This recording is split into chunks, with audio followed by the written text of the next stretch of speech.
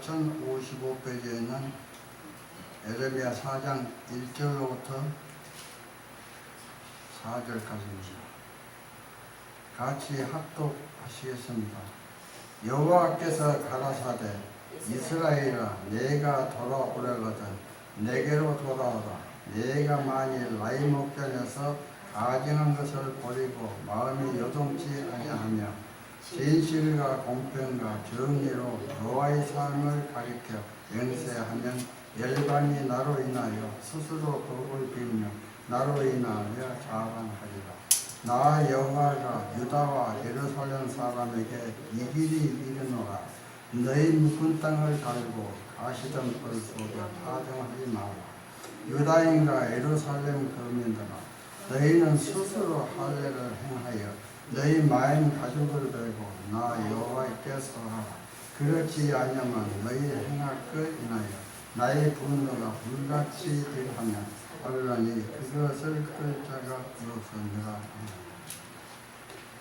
이 시간 담임 목사님이 나와서 묵은 땅을 가하라는 제목으로서 말씀을 증거해 주시겠습니다.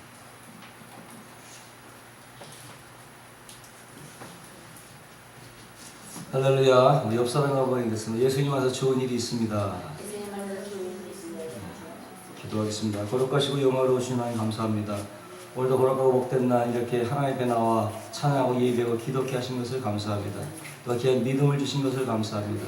이제 성령으로 오셔서 우리 모두를 다시 한번 감동케 하여 주옵시고 말씀 속에서 살아계신 주님 만나는 이 시간 되어지게 하여 주시옵소서. 예수님의 이름으로 기도합니다. 할렐루야.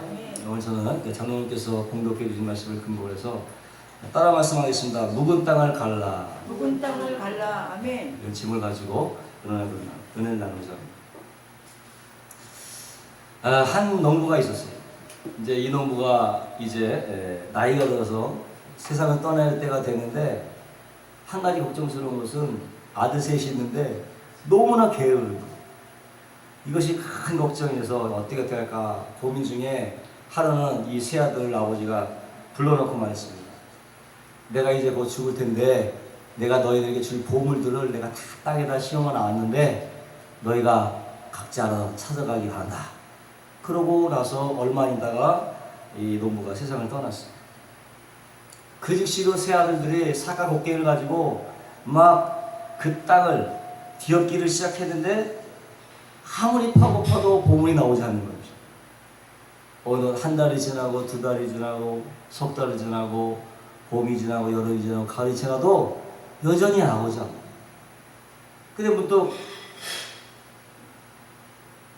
바위를 보니까 포도나무에 포도송이들이 엄청나게 주렁주렁 달렸는데 어느 때보다 알이 굵고 냄새도 막 향기로운 거죠.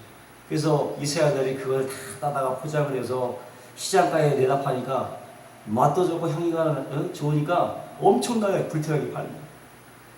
그래서 올해 그 젖는 숲보다 엄청난 돈을 벌고 그걸 가지고 세 형제가 나눠 가지면서 그제서야 무릎을 탁 치면서 이게 바로 아버지가 숨겨둔 보물이었구나. 그 깨닫고는 서로 아주 우애 있게 모두가 다 게으름을 피지 않고 농사를 잘 지었다는 것입니다. 이렇게 우리의 인생이라고 하는 것은 정말로 우리 인생이 행복할 것이냐, 불행할 것이냐, 성공할 것이냐, 실패할 것이냐 하는 이 모든 것들은 자기 하기 나름입니다. 조상 탓이 아니고 부모 탓이 아니고 더더구나 환경을 탓해서도 안 돼요. 자기가 하기 나름이라는 것입니다. 신앙생활 또한 마찬가지예요. 신앙생활 누가 대신해 주는 것이 아닙니다. 뭐 남편이 해주는 것도 아니고 아내가 해주는 것도 아니고 목사님 해주는 것도 아니고 장로님 해주는 거예요. 자기가 책임을 져야 돼요. 할렐루야. 아멘. 왜냐하면 각각 우리가 하나님 앞에 하나님 십자가에 각각 쓰는 거예요. 누구도 같이 쓰는 게 없어요. 각각 쓰기 때문에 그때 막 거기에는 무슨 직분이 필요 없습니다. 뭐 목사라고 봐주고 뭐 집사라고 안 봐주고 이런 것이 아니라는 거죠. 모두가 다 행한 대로 복을 받게 되는 것입니다. 아멘. 그때 가서 뭐 자식 때문에 그랬다 목사님 때문에 그랬다 핑계 댈 수 없다는 것입니다. 그래서 신앙은 누가 책임진다? 자신이 책임을 져야 됩니다. 할렐루야. 아멘. 때문에 어떻게 해? 우리는요, 농부는 아니지만 그래서 우리는 밭을 잘 갈아야 돼요. 무슨 밭? 마음밭을 잘 갈아야 돼요. 아멘. 밭을 가는 것을 농경이라고 한다면 마음밭은 뭐예요? 신경이겠죠. 우리는 신경을 잘해야 돼요. 아멘. 네? 마음밭을 잘 갈아야 돼요. 할렐루야. 아멘. 성경은 말씀하신다. 무릇 지킬 만한 것보다 내 마음을 지키라. 생명의 근원이 이에서 남이니라. 아멘. 아멘. 아멘. 모두가 다 여러분의 믿음과 마음을 잘 지켜나가시기를 주님의 이름으로 축원합니다. 아멘. 오늘 본문 말씀 1절을 보시니까 하나님께서 예레미야 선지자에게 말씀하시기를 유다 백성들에게 경고하는 말씀이에요. 먼저는 하나님께 돌아오라 그런 거예요. 하나님께 돌아와라. 야훼께서 이르시되 이스라엘아 내가 돌아오려거든 내게로 돌아오라고 말씀하고 돌아오려거든 내게로. 무슨 얘기예요? 이 사람들이 우상을 섬겼다는 얘기죠. 한마디로.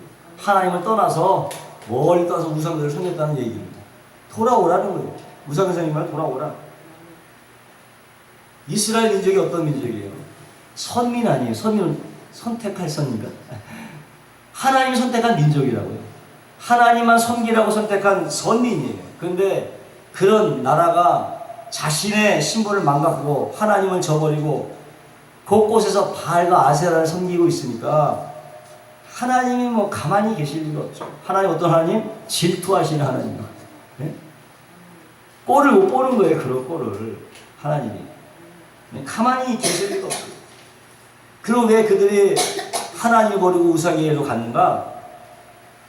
아주 현실적인 이유가 있습니다. 아주 현실적인. 그 뭐냐? 원래 이스라엘 민족은 유목민족이에요. 유목민족은 직업이 뭐냐? 목축업을 하는 거예요. 응? 산에 양떼를 몰고 다녀서 풀 먹이는 늘 이동을 해야 되는 직업이라고. 목축업을 하는데 어떻게 요수아 때에 어떻게 가나안 입성이 들어가잖아요. 가나안 정복을 해갖고 가나안 땅을 다 차지해. 그리고서 이제 또 어떻게 이제 옮겨다닐 필요가 없는 거예요. 정착하는 거예요. 정착 민족에 뭐가 필요해? 먹고 살 게 필요하죠. 농사밖에 없는 거예요. 목초지에서는 그저 여의도에서 풀을 찾아다니지만 정착이 됐으니까 농업이 주요 없는 거예요. 농사를 짓게 되는데 이 농사는 원래 가나안 이방인의 직업이었거든요. 근데 그들이 보는 걸 딱 보니까 이 사람들이 농소의 풍성함을 위해서 신을 섬기는 거예요. 어떤 신을 섬기냐면 바알과 아세라는 신을 섬기는데 그 당시에 이 사람들의 신과는 어떤 거냐면 왜 식물이 자라고 열매가 맺느냐? 땅속에 뭔가 신적인 힘이 들어있다는 거예요. 그것이 자라게 하고 풍성한 수확을 거둘 수 있다고 하는데 그럼 그 신비로운 힘이 어디서 나타나느냐? 이게 아주 깊게 망측한 거예요. 핵이 망측한 거예요. 어떻게 힘이 생기느냐? 바알과 아세라. 저번에 우리가 얘기했잖아요. 바알은 누구예요? 아세라는 바알의 어머니야. 아세라가 바알 신의 어머니야. 그런데 바알과 아세라가 성적 결합을 통한단 말이에요. 그렇게 해갖고 맺어져서 비가 내리게 되고 그것 때문에 땅에 수분과 양분을 만들어내고 그래서 식물과 식물이 자라고 열매를 맺게 된다는 그런 회개망측한 신앙을 가지고 있었다. 그래서 농사가 잘 되면 어찌하든지 간에 어떻게요? 바알과 아세라 신을 섬길 수밖에 없는 거예요. 여기에 이스라엘 민족도 혹 간 것입니다.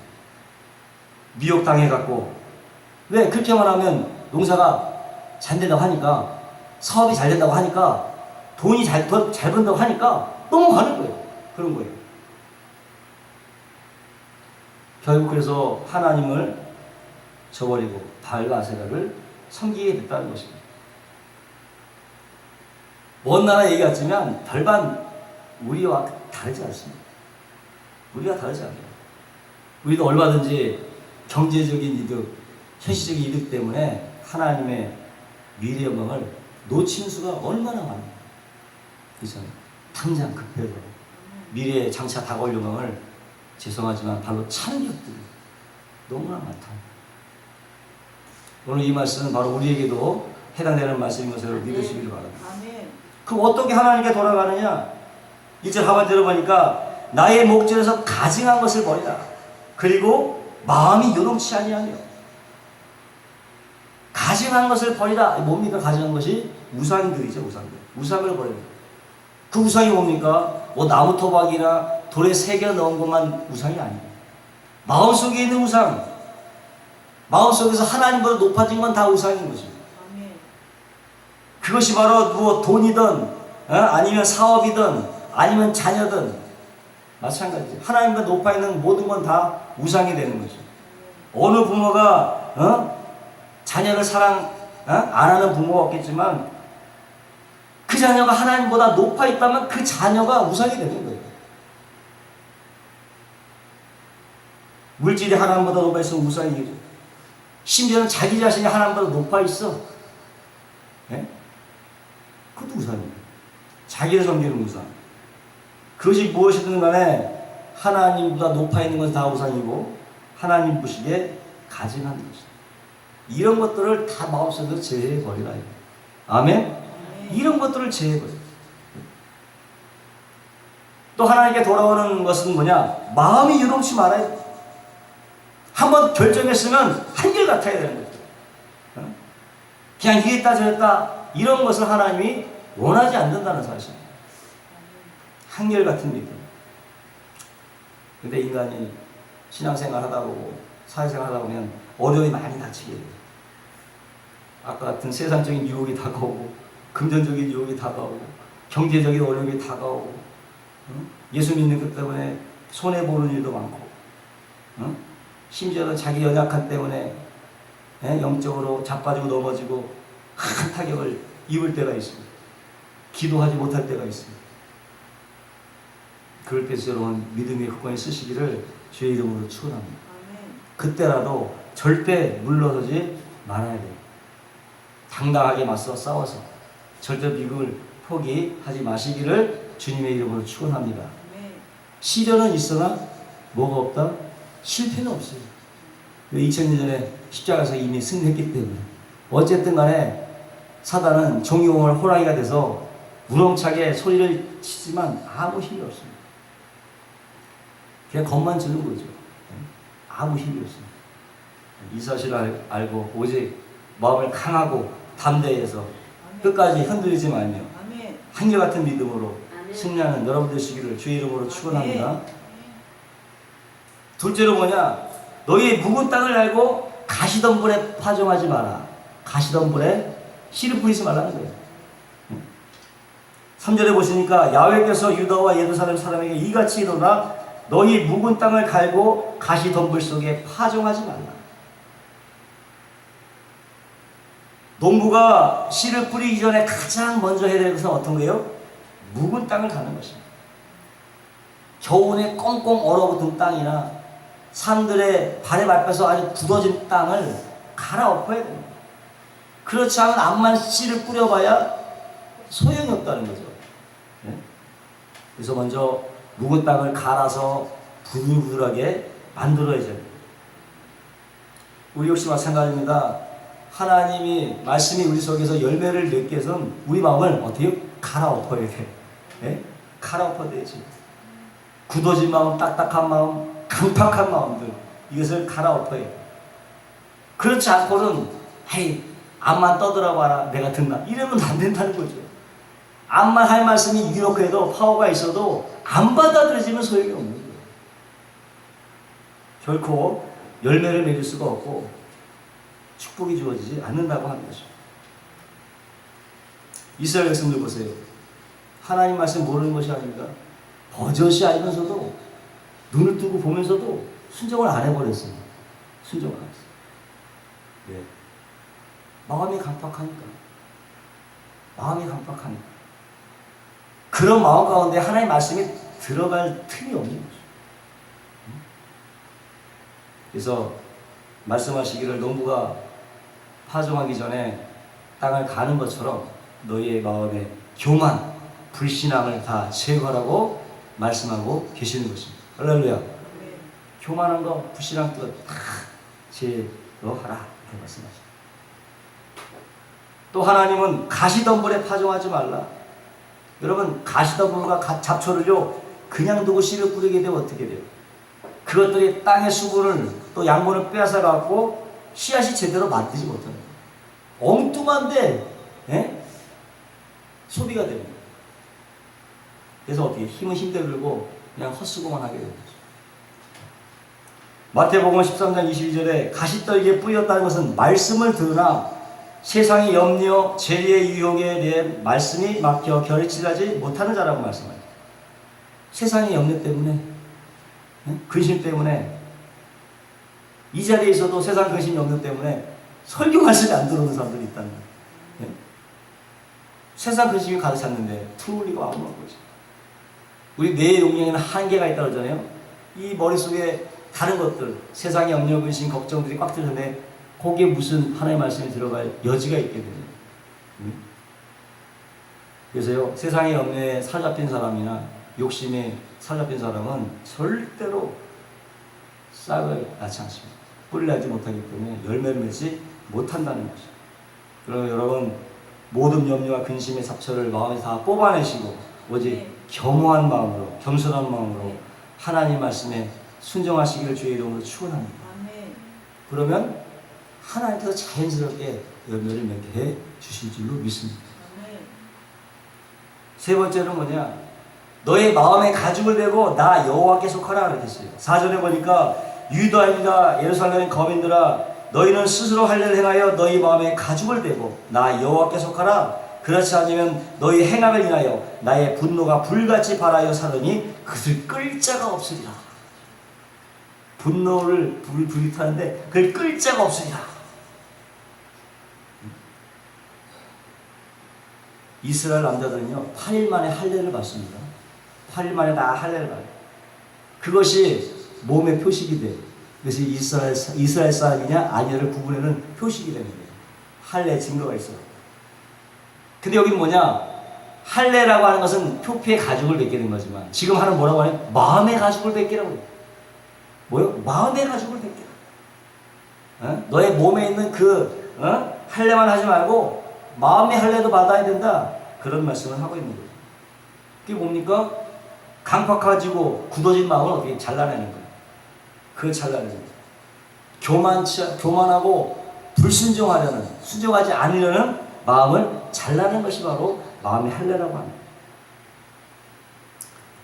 그걸 안 하면 어떻게 해요? 하나님의 분노가 불같이 발하십니다. 네? 하나님의 분노도 무서운데 거기에 뭐지? 불같이. 하나님이 뭐 불같이 발하기 때문에 끌 자가 없습니다. 그래서 어떻게 했어요? 노아 시대는 물로 심판을 받아 한 사람도 남은 다 싹을 죽어버렸어요. 노아 그 가족 외에는 물의 심판이며 싹 죽어버려요. 소돔과 고모라 때는 뭐? 불의 심판. 예? 그렇다고 지금은 심판이 없느냐? 지금도 마찬가지 심판의 때예요. 도처에 막 지진이 나서 엄청난 사람이 죽고 화산이 분출하고 지구는 점점 더워지고 온난화 형상이 되고 오존층이 파괴되고 신종플루 같은 그런 바이러스가 막 떠돌아다니고 거기다가 핵 위협 있잖아요. 그게 몇 천만 개인데 미국, 중국, 소련 합치면 한 몇억 개가 되는 거예요. 그게 한 번에 터지면 박살 나는 거예요. 그런 위험 속에 살고 있어요. 지금. 한마디로 어떤 미치광이 나타나서 잘못 이 단추만 눌러보면 이게 확진전 나는구나. 저마다 막 잘못된 오류로 한순간에 지구는 쓱밭이 되고 그렇잖아요. 그런 지금도 여전히 하나님의 심판은 임하고 있는 거예요. 그밖에 뜻밖에 뜻하지 않은 사고로 죽는 사람이 얼마나 많습니까? 억울하게 죽는 사람도 많고 지금도 하나님의 심판은 계속되고 있어요. 우리가 알든 모르든 간에 지금도 하나님 축복할 자를 축복하시고 심판할 자를 심판하시는 것을 믿으시기 바랍니다. 아멘. 그래서 어떻게 우리 마음의 할례를 받아야 돼요. 아멘. 그래서 늘 하나님 편에 속해야 될 줄로 믿습니다. 아멘. 물속에 있는 거기가 물이 싫다고 뛰어나봐야 죽을 수밖에 없는 거예요. 하나님을 떠난 인생은 살 수가 없습니다. 아멘. 믿으십니까? 아멘. 네? 하나님을 멀리 피해 도망갈 수도 없고요. 떠나살 수가 없는 것이죠. 그러나 우리가 하나님과 함께 있기만 하면 하나님께서 모든 문제를 해결해 주실 것을 여러분 믿으시기를 주의 이름으로 축원합니다. 먼저 육신의 질병을 치료해주고 아멘. 육신의 질병을 치료해 주시고 생활의 가난 해결해 주시고 환경의 전류를 물리쳐 주시고 자녀를 축복해 주시고 우리 모두를 도무지 감당할 수 없는 문제를 해결해 주실 줄로 믿습니다. 하나님께 늘 속하시길 주의 이름으로 축원합니다. 아멘. 어떤 성도님의 간증 얘기인데요. 그가 주일학교 시절에 교회를 다니다가 그 이후로 직업을 잡고 바쁘다 보니까 어떻게 교회를 빠지게 되고 40년간 하나님을 떠난 그런 삶을 살면서 오로지 돈 버는 데만 열중했어요. 돈 돌다가.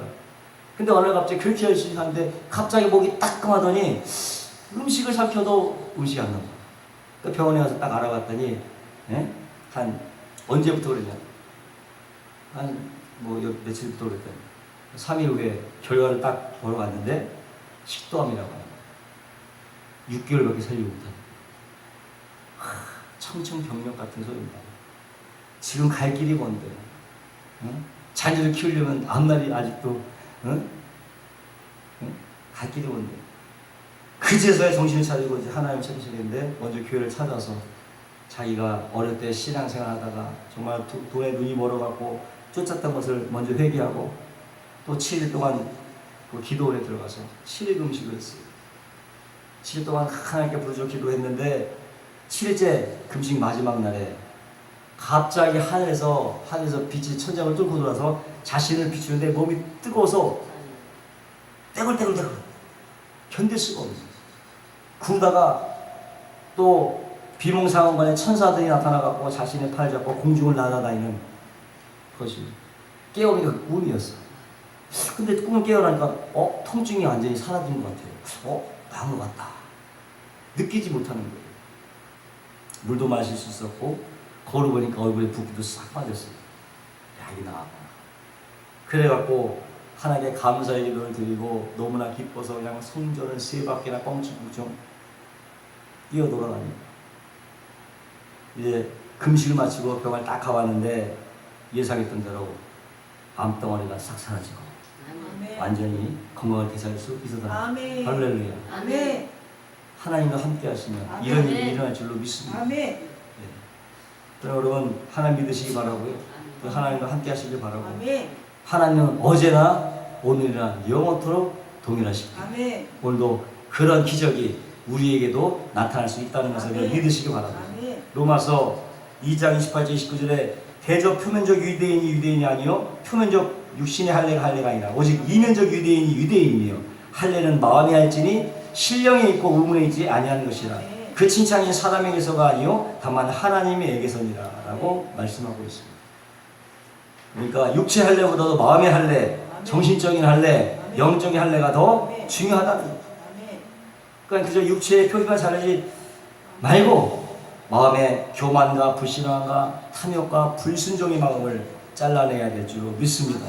그리고 하나님 앞에 순종하는 삶을 살아가야 될 줄로 믿습니다. 결론입니다.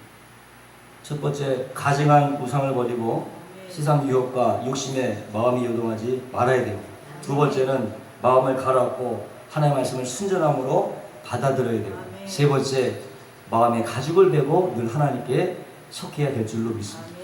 그러므로 여러분 마음밭을 잘 기경해서 신경을 잘 하셔서 언제 어디서나 풍성한 열매를 맺으시는 저와 여러분 되시길 주의 이름으로 축원합니다. 기도하겠습니다. 거룩하시고 영화로우신 하나님 감사합니다. 오늘도 말씀을 통하여 우리 자신을 비춰보게 하신 것을 감사합니다. 우리 먼저 마음속에 하나님보다 높아진 우상들이 있다면 제거하게 도와주시고 묵은 마음, 강박한 마음 갈아엎고 부드럽고 순전한 마음을 허락하여 주시옵소서. 정말 마음에 칼을 대어 교만과 불신앙과 불순종, 탐욕을 단호하게 잘라버리고 하나님 앞에 순종하는 삶을 살게 하여 주시옵소서. 예수님의 이름으로 기도합니다. 이 시간 우리 찬양하여 드리고 말씀을 생각하면서 기도하는